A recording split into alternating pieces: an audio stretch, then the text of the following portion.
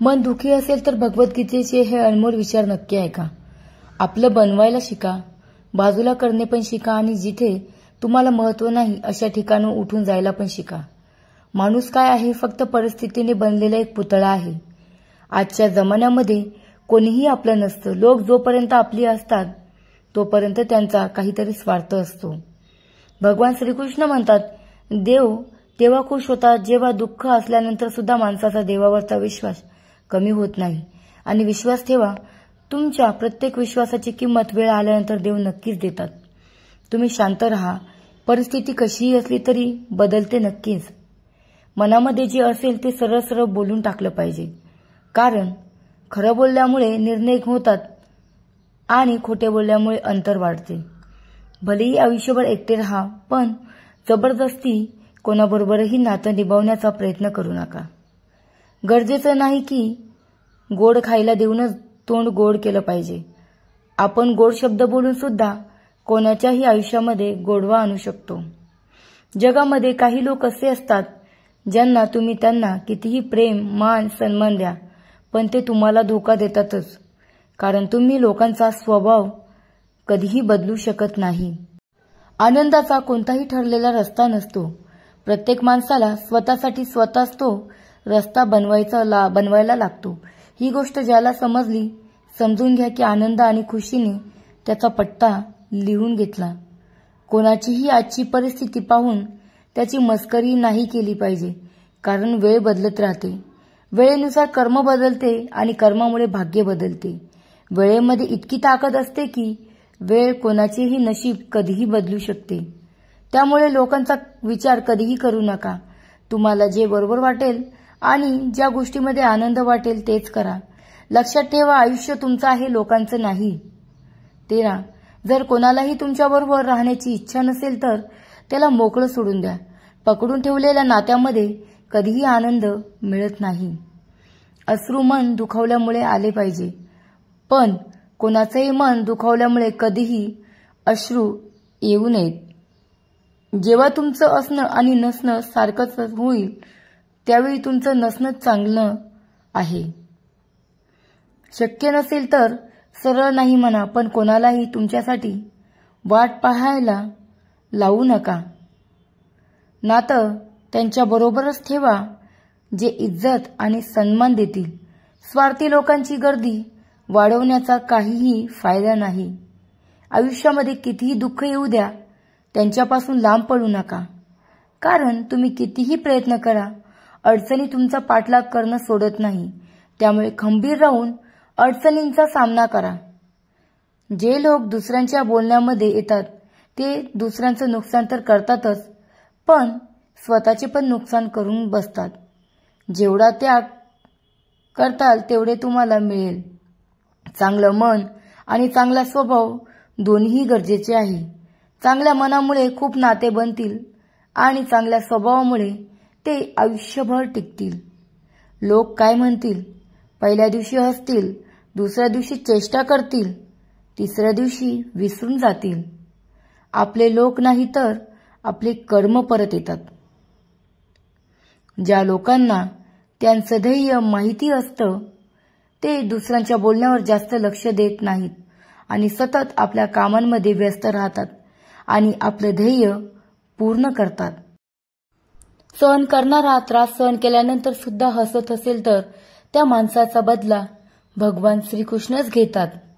आयुष्याचे काही भाग असे असतात ज्यांना आज नाही तर उद्या बंद व्हावंच लागतं. त्यामुळे ज्या गोष्टी तुमच्या नाही त्यांना जबरदस्ती पकडून ठेवण्याचा काही फायदा नाही. जेव्हा तुम्हाला वाटेल की तुमचं कोणीही नाही तेव्हा आकाशाकडे पहा. तिथे तो आहे जो नेहमीच तुमचा होता आणि नेहमी तुमचा राहील. स्वतःचा चांगलेपणा इतका वाढवा की तो सांगण्यासाठी तुम्हाला शब्दांचं जाळं विणावं लागू नये. हे तर तुमच्या वागण्या बोलण्यातून लोकांना समजेल. कोणीही तुमचं खूप कौतुक करत असेल तर लगेच नाचायला लागू नका.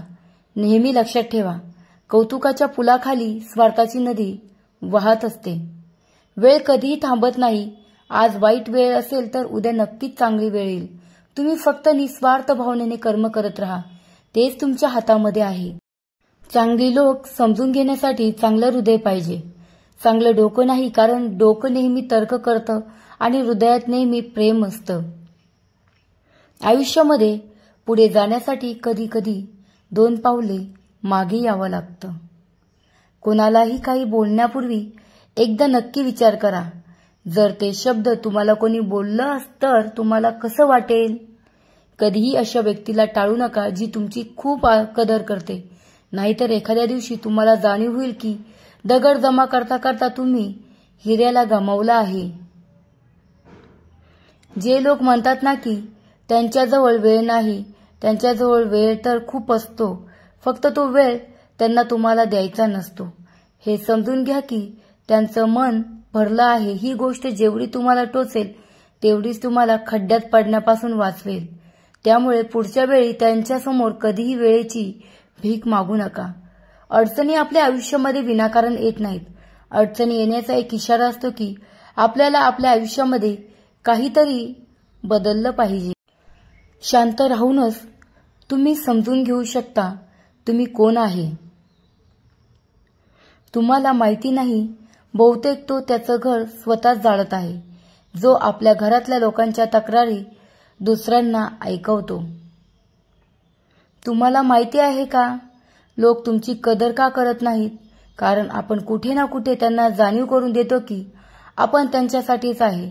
त्यामुळे त्यांना नेहमी असे वाटते की ते जेव्हा पाहिजे तेव्हा तुमचा फायदा घेऊ शकतात.